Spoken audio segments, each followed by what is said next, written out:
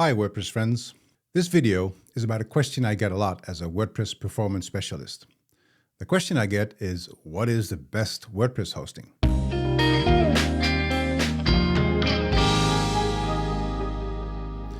This may seem as a very easy question to answer. I promise you it's not, because the answer is actually a little bit more than just, pick this web hosting company and be happy with it. As with all things, context matters. So this is a list of things that I think you should be paying attention to before you decide which host is the best for you. So before we jump into the things to consider, let's talk about the purpose of the site first, because that is a very large determining factor of what is actually the best hosting for you and your site. You will have different requirements for a small blog versus a WooCommerce powered site, which is making you hundreds of dollars per day.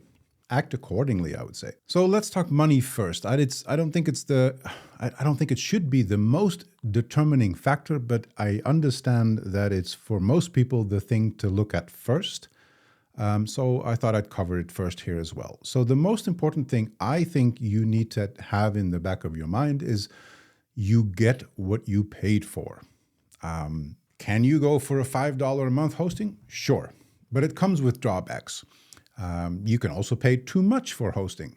It all depends, right? But it's more about what does a particular hosting plan solve for you, and what are the set of features that the hosting company provides. Are they helping you beyond just hosting, for instance? So, having said that, some sites will be fine on relatively cheap hosting plans you can find at, for instance, SiteGround or GoDaddy Pro.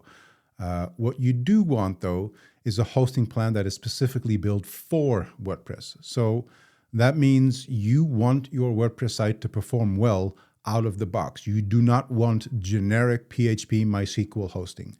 Yes, it will work. Yes, there will be issues.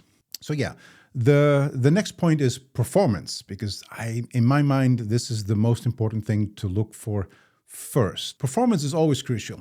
But it's good to understand that there's a trade-off, right? So, for instance, if you're driving a car to bring your kids to school, you don't need a Porsche 911.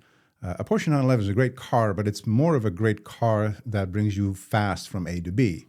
It's not necessarily meant to be the best transportation tool to pick up your kids or to pick up the groceries. So, see what I'm getting at? It's more of understand what the tool is, what it offers, and it's quite normal to say, I want that fast car because it may have other perks, but it doesn't always make sense. So, let's look at it this way. If you have a site that makes you money in one way or another, these are the things to consider, right? So, a measurably fast hosting plan is something you want. You also want a hosting plan that doesn't limit you in any way possible. So if you can, go for a plan that means you are provided with unlimited workers, unlimited bandwidth, no memory usage limits, that sort of thing. That's important. That's helping you in keeping your site fast and keeping your site in the best shape possible. It's super rare. There are not a lot of hosting companies that offer this, but try to find them if you do have a site that makes you money. So for instance, a WooCommerce store that makes you a couple of $100 per day, that's a good candidate to be looking at a site and hosting company that has performance first and doesn't limit you while it's delivering fast performance. So next up is scalability. Scalability is the ability to have your site scale as your site grows. Because if you expect your website to grow over time, you'll want a hosting company that can grow with you, right? So the hosting provider should offer plans that can be upgraded to accommodate your site's growth. It essentially means if you're on a hosting plan and your site needs more storage or whatever metric that is limiting the current plan you're on, you should want to just check a upgrade box, and your site shouldn't need to be moved to a different server just because it is growing. Next up is security.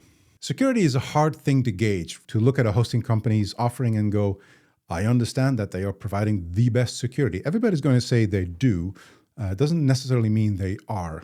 But here's some features that you should be looking for with a hosting plan. Strong security measures, including things like firewall, DDoS protection. And this may not sound like a security thing, but in many ways it is.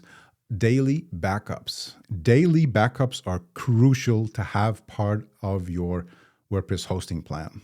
Daily backups means you never lose more than 1 day of work, right? So you can always move back 1 day to a previous set of data just because you have a backup. This has saved many of my clients a lot of problems having to fix stuff they didn't know how to fix because something foobarred.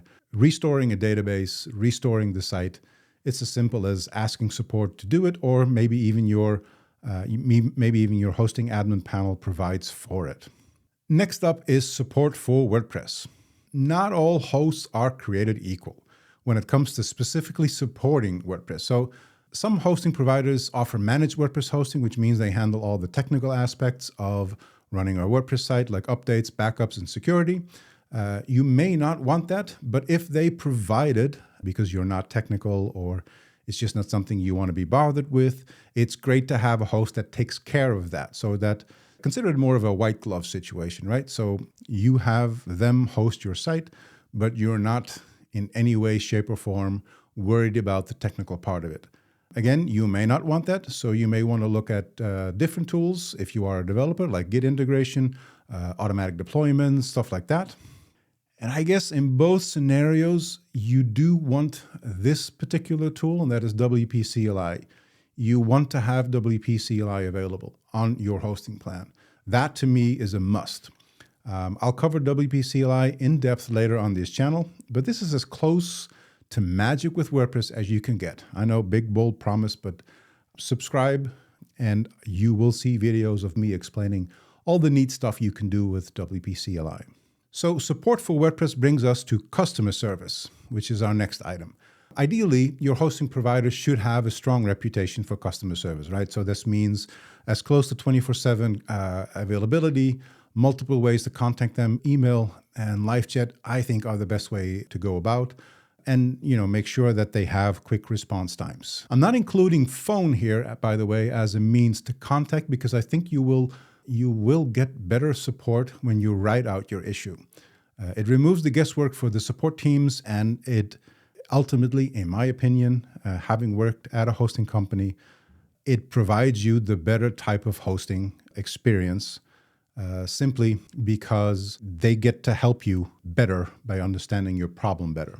And for my last item that I look at when I'm deciding which WordPress hosting company to use for which particular client is reviews and reputation. So let's look at that. So a host reputation is something you can find in the online reviews and when you ask for recommendations from friends and people in the community, in the WordPress community. But keep in mind, though, that however good a hosting company is, they will always have both positive and negative reviews. So look for trends rather than individual reports. That is the reason I'm listing this particular item as last, because for the simple reason of subjectivity is just too common. There's very little objectivity. You don't know what the person who wrote the review, what their mindset was, what they were expecting. You don't know their technical level, all of that. So, take everything you see there with a grain of salt, but look at trends. And trends means if there's, 30 reviews and 20 are about how great it is and 10 are not, then look what the great things are highlighting, and the other 10, maybe take that with a grain of salt again. So that is my list of things to look at when I'm deciding to answer the question, what is the best WordPress hosting? Let me know if you have any questions in the comments. Let me know if there's things you would like to explain to me. Let me know if you would like me to explain you certain things better or extra. But other than that, thank you for watching. Remember to hit the subscribe button and do like this video. It really does help me with this channel's discoverability in YouTube's algorithm. So thank you again, and until next time.